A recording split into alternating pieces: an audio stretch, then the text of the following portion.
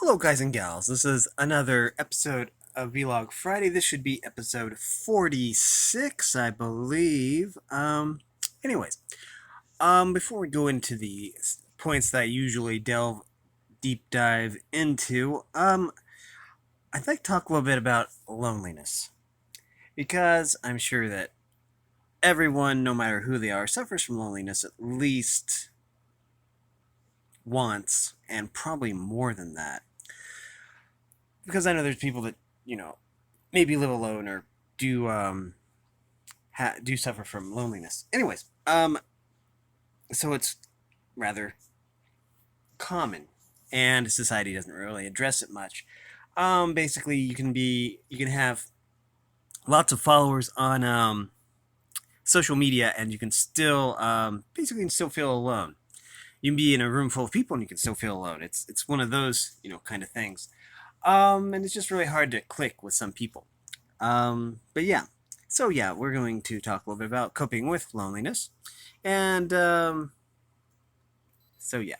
Anyways, but yeah, um, it can be really difficult to find really good friends, and I do have some really good friends. So but even then, you can still feel loneliness. You can have the best friends in the world, and you can still feel loneliness. It's just part of life. I mean, it's and plus the way society works, I believe, is also contributing to that. But yeah, um, we could basically go through. Basically, the way to deal with loneliness is to go through the 7 points that are right here. But anyways, um, loneliness is also just it's really insidious. Um, but I'm sure that everyone experiences it. Some people experience it daily, so it's like kind of a big deal. But yeah, coping with it is really difficult, or it can be. Anyways, let's see. I had a thought, then my train of thought derailed. But anyways, I'm gonna try to get that back. One way to deal with loneliness is to basically talk to people or tell people about it. It's always good to actually have someone that you can vent to. Um, Not to be confused with Among Us, where the imposter vents. That's something different. For some reason, my video won't stay in focus, but that's okay.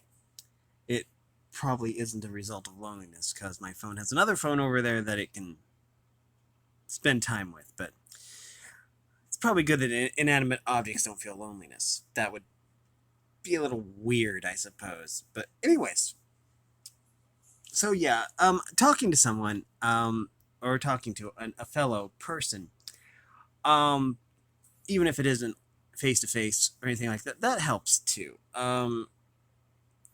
It can just be good to talk to someone. Whether it's about your problems or the weather or something, just to have someone to talk to really helps. Another thing is to well, distraction doesn't exactly cure the problem. It only cures the symptoms. So you could probably distract yourself from your loneliness by doing something else or something that would fully occupy your mind. I don't really condone doing that very often because it's really easy to dissociate from society by doing that. But um, it is a way, I will say. It isn't the way, but it is a way. Insert the Ugandan knuckles meme or whatever that was. But anyways, the point is that loneliness really is no laughing matter because everyone suffers from it.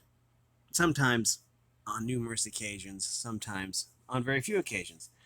And even really well adjusted people suffer from loneliness, and there's nothing really wrong with that, with admitting that. But yeah, those are just two ways. I'm not a specialist when it comes to this, but anyways, maybe those will help. We're going to go over another way, which is number one here: do something that you enjoy at least once a day. Make sure it's something legal, and so yeah, you always want to make sure that what you do is legal, and that you're well within the law. Anyways, but yeah. Also, it doesn't necessarily need to be food. If you're a diabetic, then you have certain dietary restrictions, and so you don't want to be violating those. But anyways, so yeah, it can be like watching a movie. There's lots of free movies on YouTube, and I'm talking full length movies. I've been watching full length movies on YouTube for free, and it's pretty cool. Even some of the classics like Teen Wolf and Terminator, and some of the really classic movies. Was Terminator a classic movie? Yeah, I think it was. But anyways, um, let's see. Let's go over here. Let's see. So yeah, again, that is distraction, but it's a good distraction. Anyways, let's see. Okay, if this was gonna. Okay, number two is there's always someone who cares, and that's sometimes difficult to fathom, especially the way that society is structured. But people in the support industry, they always care, and friends and family do as well. It isn't said nearly enough that someone cares because we just assume it's something that we all assume, and so yeah, there's always someone who cares. It could be someone in the clergy. It could be someone in the in the support industry, of course, because it's their job to care. But yeah, there's always that. Anyways, let's move on from this to number three, and I've said this before, just a little bit earlier. If you are suffering from an affliction, there is no shame in seeking help, and that goes for mental illness along with physical illness and loneliness as well. If you are suffering from loneliness, then there's no shame in seeking help. If you're suffering from, I don't know, paranoid schizophrenia or bipolar syndrome, what used to be called manic depression, was it's wise to seek help. I mean, you don't really have to bear that burden alone, especially when there's like medication. I do want to use that term loosely because I'm talking about over the counter or prescribed medications that are taken as prescribed. Um, because taking a medication that, too much is really, really dangerous and should never be done. Um, Taking it as prescribed. Um, and just making sure that everything is perfectly legal, of course. But yeah, anyways, so yeah, and there's no shame in seeking help for mental illness too. I mean, with paranoid schizophrenia and manic depression, bipolar. I mean, I'm using the old term. Medication can basically help you. Basically, is required for you to cope. Now, with depression, you can. There are ways to cope with that without medication, and I really admire people that can do that because I realize there are people out there that can't really cope with their depression and they suffer, which is kind of sad. But anyways, number four is no matter how bad things get, there's always hope, and it's always good to hold on to that hope. Not easy by any stretch of the imagination, especially when things seem to be going really, really bad. But it's just important that you keep in mind the that there's always hope. Some situations may seem hopeless, but there's always hope, and it's easy to say when you're not going through those, but when you are, everything just seems to suck. But that's okay. Anyways, things do get better, and you just don't really need to grab onto that hope. Number five is societal labels and tags are pointless. People are people. I wish I would have put that the other way, because saying labels first instead of tags, yeah, that's always bugged me. But anyways, wait a minute.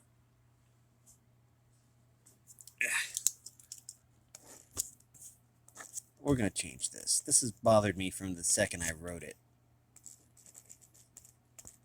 Okay. There. Oh, now that S looks like a dollar sign. Splendid. Okay. Yeah, that's just fine. Okay. And I don't think I spelled societal right. Oh, well. Anyway. You know what? We're just going to put social. There. Social tags and labels are pointless. People are people. Now, that's basically been something that's bugged me from the start. Not only, social tags and labels, and some of them can be really good social tags and labels, don't get me wrong. But I feel that tags basically put someone into a box they don't really fit in. So, which really isn't fair to a person to just label them before you know them. But it's something that I see quite a bit. It's really easy to miss out on maybe a really positive relationship if just because of maybe giving them an unfortunate label. And so yeah, that isn't the best. But there are some people who embrace social labels, but I don't know. I've always just found that they do more harm than good, even the positive ones. But anyway, that's just my opinion. But it's always good to know that people are people, regardless of color of skin, regardless of religion. All the social, regardless of social standing, financials, their financials, and all that. People are people, and that is that. Now, anyways, number 6 is be yourself. There'll never be another you, and that goes to the extent of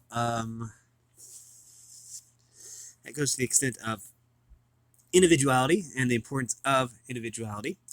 And that's true. You were born unique, and you have unique insight, and you should always share those. So yeah.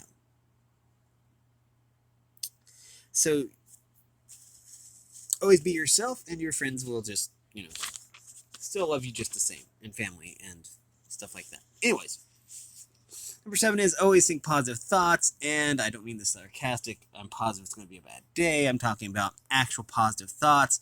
There's lots of power in positive thinking, and it has lots of benefits that have been clinically proven, or people have done studies on it and found all kinds of really amazing things about positive thinking. And it can basically help you through your loneliness or depression or whatever ails you. It can be difficult to have positive thoughts, and but if you succeed, then the rewards outweigh the. I don't think there's any negative circumstances or negative connotations to thinking positive thoughts or positive thinking. So, anyways, I hope this was helpful to somebody. If it was, like and subscribe, ring the bell so you know when I upload. Also, if you want to support me in any way, or if you want to join the Discord server, all the information will be in the description below. And as always, thanks for watching, everyone, and have a great day.